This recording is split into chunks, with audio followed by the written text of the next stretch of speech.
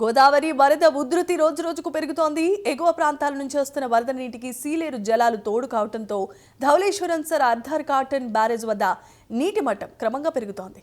తొలి ప్రమాద హెచ్చరిక స్థాయికి చేరువ కావడంతో గోదావరి పరివాహక ప్రాంతాల ప్రజలు అప్రమత్తమవుతున్నారు. ఈ వరద ప్రభావం అంబేద్కర్ కోనసీమ జిల్లాలోనూ తీవ్రంగా కనిపిస్తోంది. పి గన్నవరం నియోజకవర్గం మామిడికుదురు మండలం అప్పనపల్లి కాజ్వే వద్ద వరద ఉధృతి రోజురోజుకు పెరుగుతూ ఉండటంతో స్థానికుల్లో ఆందోళన నెలకొంది. వరద మట్టం మరింతగా పెరిగితే గ్రామాలకు రాకపోకలు పూర్తిగా నిలిచిపోయే ప్రమాదం ఉందని గ్రామస్తులే చెబుతున్నారు. ఈ అంశంపై స్థానిక పరిస్థితులపై మరింత సమాచారాన్ని మా ప్రతినిధి సూర్య అందిస్తారు. రాష్ట్ర వ్యాప్తంగా వర్షాలు కురవడంతో ధవళేశ్వరం బ్యారేజ్ దగ్గర నీటి మట్టం రోజు రోజుకు పెరుగుతున్న పరిస్థితి అయితే ఉంది.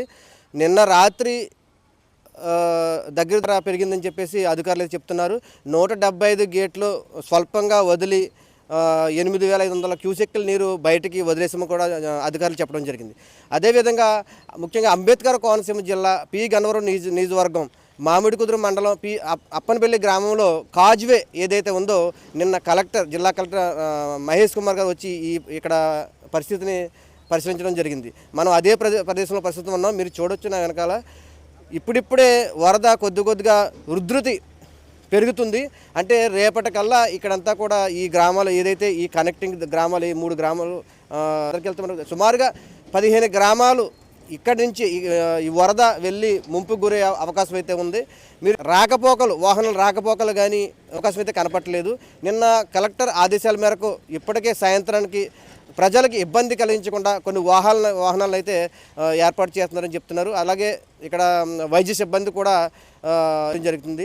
అయితే ఇక్కడ ఉన్న పరిస్థితి ఒకవేళ వరద వచ్చేస్తే పూర్తిగా మరి ఇక్కడ ఎలా ఉంటుంది పరిస్థితి అనేది కొంతమంది గ్రామస్తులు వెళ్తున్నారు. వాళ్ళని అడిగే ప్రయత్నం చేద్దాం రండి. చెప్పండి, వరద వస్తే ఎలాంటి ఇబ్బందులు ఉంటాయండి? ఇక్కడండి డాక్టర్ బిఆర్ అంబేద్కర్ కోనసీమ జిల్లా రాజోలు మండలం అప్పనపల్లి గ్రామం 3 గ్రామాలు ఉన్నాయి. లంక గ్రామాలు 3 గ్రామాలకు కూడా ప్రతి సంవత్సరం మాకు గోదావరి ముప్పు చాలా ఇబ్బంది పడతామండి. 3 గ్రామాల ప్రజలు కూడా వెళ్ళాము. ఇంకొక సాయంత్రం గంట అయితే ఇప్పుడు మునిగిపోతాయి, రాకపోకలు ఆగిపోతాయి. ఇలాగే టెంపుల్ కూడా వచ్చే జనం కూడా చాలా ఇబ్బంది పడతారు. చూడండి ఎలా ఉన్నాయి మార్గం, పడిపోవడం జరుగుతుంది. పట్టించుకునే నాదుడు ఏమి లేడండి. ప్రభుత్వాలు అంతే, మమ్మల్ని పట్టించుకోవడానికి ఏ నాదుడు రాడు. ఇప్పుడు ఇక్కడ వరద పెరిగినట్టునే ఇక్కడ బార్కెట్లు వేసి ఆపేస్తారండి. ఇప్పుడు ఏదైనా సరుకులు తెచ్చుకోవడానికి కూడా వెళ్ళినారు. ఇప్పుడు సీరియస్గా ఉన్నది, అంబులెన్స్ రాదు, ఆటోలు వెళ్ళాలి, ఆటోలు కూడా ఆపేస్తారు. ఈ పోలీస్ డిపార్ట్మెంట్ మొత్తం సాయంత్రానికి మొత్తం స్తంభించిపోతుందండి. నీరు వచ్చి పడిపోయింది ఆల్రెడీ.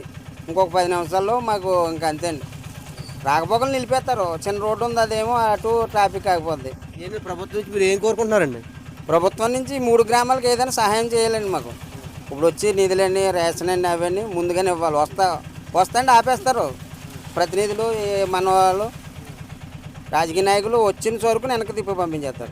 వరద వచ్చిన తర్వాత పడవలతో ఇంటింటికి అందజేస్తామని చెప్తారు కదా మరి? అవి ఫుల్గా వస్తాయండి. 65-70 వస్తే రీడింగ్ భద్రాజాలు వస్తాయండి. అదైనా కొంతమందికి ఇప్పుడు ఉన్నారన్నాడు. ప్రతి ఒక్కడికి వరద వస్తుందండి. ఉన్నవాడికి వస్తుంది, లేనివాడికి వస్తుంది. ఓన్లీ ఒక్కరికి వస్తుంది అని చెప్పేసి ఒక కేటగిరీకే ఇస్తాం అన్నది కరెక్ట్ కాదు. అది ప్రతి ఒక్కరికి ఉండి అందరూ ఉంటారు లేనివాళ్ళు, అన్ని జాతుల్లోనూ ఉన్నారు లేనివాళ్ళు. దానికని చెప్పేసి ఒకరికే కేటగిరించి వాళ్ళకి 80 కేజీలు, వాళ్ళకి 50 కేజీలు అన్నది కరెక్ట్ కాదు. ఏ ప్రభుత్వం అయినా సరే ప్రతి ఒక్కడూను అందరికీ అందాలి. కొంతమందికి మాత్రం ఇస్తున్నారు, కొంతమందికే. అందరికీ అందాలండి. అన్ని జాతుల్లోనూ ఉన్నారు, అన్ని క్యాస్ట్లో ఉన్నారు లేని వాళ్ళు. వరద వచ్చిన తర్వాత అన్ని ప్రభుత్వం నుంచి అన్ని అందుతున్నాయమ్మా? ఏమందమండి, గొప్ప వాళ్ళకి అంతే అండి, అంతే అండి. ఇంకా ఉన్న వాళ్ళకి ఇస్తాం చూస్తాం, ఇంకా కంగారు పడకండి, అవ్వలేదు వస్తాయి అంటారండి. ప్రభుత్వం ఇంటింటికి వచ్చి మేము అందజేస్తాం, రేషన్ అన్ని అందజేస్తాం అంటారండి. అంతే అలా చెప్తారండి. వాళ్ళందరూ ఏకమవి అలా చెప్తారు. వాస్తవంగా అయితే రావట్లేదండి. లేదండి. చాలా బాధ అండి. దగ్గరగా ఉన్న వాళ్ళకి, పంచాయతీలో ఉన్న వాళ్ళకి ఇస్తారండి, ఇంటికాడ ఉన్న వాళ్ళకి ఎవరండి. అందవండి. పంచాయతీలో లేరు కదా, మీకు ఎలా వస్తాయి, మీ ఇల్లు మునిగిపోలేదు కదా అంటారు. అలా అంటారండి. బొమ్మిన అందరం పంచాయతీలో ఉండలేం కదండి. మరి ఎవరొక మీ ఇంటికాడ ఉంటాం కదండి. అలాగే ఇవ్వరండి. పంచాయతీకి సంబంధించిన వాళ్ళకి ఏదైతే గృహం ఏర్పాటు చేశారో అందులో ఉంటున్న వాళ్ళకి ఇస్తారు. సొంత గృహాల్లో ఉన్న వాళ్ళకి ఇవ్వట్లేదండి. అలా ఏమి ఇవ్వరండి. అక్కడ మీరు పంచాయతీలో ఉన్న వాళ్ళకండి భోజనం పెట్టినా, ఓ పులిహోర ప్యాకెట్ అని ఇచ్చినా, ఏమి ఇచ్చినా అందులో ఉన్న వాళ్ళకే ఇస్తారండి. కానీ ఇంటి దగ్గర ఉన్న వాళ్ళకి ఎవరికి ఇవ్వట్లేదండి. చాలా బాధ అండి మాకు. ఏమి ఉండవండి. పడవల మీద తిరిగే అవకాశం ఉంటుందమ్మా ఇక్కడ? ఇక్కడి నుంచి అక్కడికి మామూలుగా మనం కట్టించుకోవాలండి. ఎవరైనా అర్జెంటుగా వస్తుంటే ఇక్కడ ఎక్కుతామండి. అక్కడ ఎదర నీటిలో దింపేస్తారండి. ఓల పాటోళ్ళు ఇల్లు అని అక్కడ దింపుతారండి. అక్కడి నుంచి నడిచి వెళ్ళాలమ్మా? అక్కడి నుంచి మా ఇళ్ళకి నడిచి వెళ్ళాలండి. పెద్దపట్లంక అయితే ఇంకా నడిచి వెళ్ళాలండి. ఈ ముంపుకు గురవుతున్న గ్రామాలకు సంబంధించిన యూత్ మనతో ఉన్నారు. ఒకసారి వాళ్ళని అడిగే ప్రయత్నం కూడా చేద్దాం. చెప్పండి సార్, ఏంటి ఇక్కడ ఒకవేళ వరద ఎక్కువ అవుతే ఇక్కడ పరిస్థితులు ఎలా ఉంటాయండి? అంబేద్కర్ కోనసీమ జిల్లా మామిడికుదురు మండలం అప్పనపల్లి గ్రామస్తులు మాట్లాడుతున్నాం.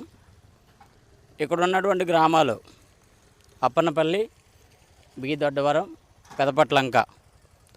ఈ ఆగస్టు నెల వచ్చేసరికి ఈ వరద ముంపు చాలా భయంకరమైన స్థితికి మా 3 గ్రామాలు కూడా చొరవవుతున్నాయండి.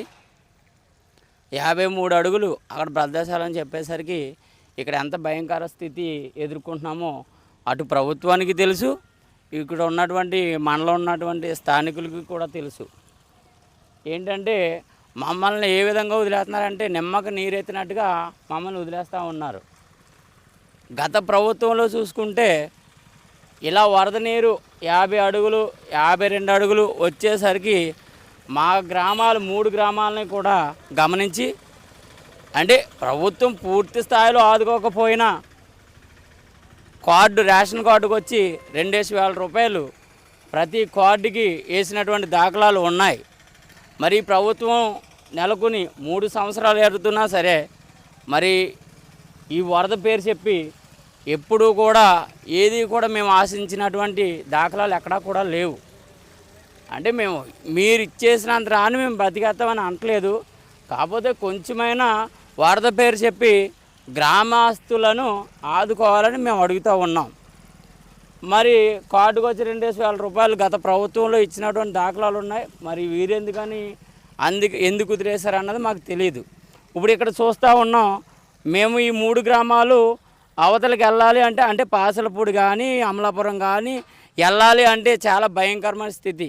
ఎట్టకేలకి మన గన్నవరం నియోజకవర్గం ఎమ్మెల్యే గారు చొరవతో, గిడ్డి సత్యనారాయణ గారు చొరవతో మరి యొక్క కాజ్వేని నిర్మాణం ప్రారంభించారు. అది కూడా నిమ్మకు నీరెత్తినట్టుగానే వ్యవహారం నడుస్తూ ఉంది. మరి ఈ పాటికి దాన్ని ఓపెనింగ్ అయి ఉంటే ఇక్కడ ఉన్నటువంటి గ్రామస్తులకి ఎంతో ఉపకారంగా ఉండును. మరి ఎందుకని మా 3 గ్రామాల మీద ఇంత అశ్రద్ధ చూపించున్నారన్నది మాకు అర్థం కావట్లేదు. అలాగే గత ప్రభుత్వంలో అక్కడ కొర్లగుండలో వెళ్ళినటువంటి కాజ్వేని కూడా గత ప్రభుత్వంలోనే నిర్మించారు. అది నిర్మించారు కానీ కొంతమేర వేశారు, కొంతమేర విడిచిపెట్టారు. అక్కడ అది కూడా ఆ నిర్మాణాన్ని కూడా పూర్తి అవధిలో చేసుంటే చాలా చక్కగా ఉండు. ప్రజలకు ఉపయోగపడేటువంటి ఈ యొక్క కాజ్వేని అతి త్వరలోనే చేయమని మేము వేడుకుంటున్నాం. అలాగే ఈ గోదావరి సమయంలో గర్భిణీ స్త్రీలు ఉన్నారు. అలాగే పాము కరిసి వెళ్ళలేని హాస్పిటల్కి చేరుకోలేనటువంటి స్థితిలో కూడా గ్రామస్తులు 2-3 కూడా చనిపోవడం జరిగింది. తక్షణమే ప్రజల మీద దృష్టి పెట్టి ఈ యొక్క గోదావరి సమస్యను ఎదుర్కొంటున్న మాకు తక్షణమే మీరు ఈ యొక్క నిర్మాణాన్ని త్వరగా పూర్తి చేసి ప్రజలకు అందుబాటులో ఉంచాలని చెప్పేసి మేము అడుగుతూ ఉన్నాము. విన్నారు కదండి.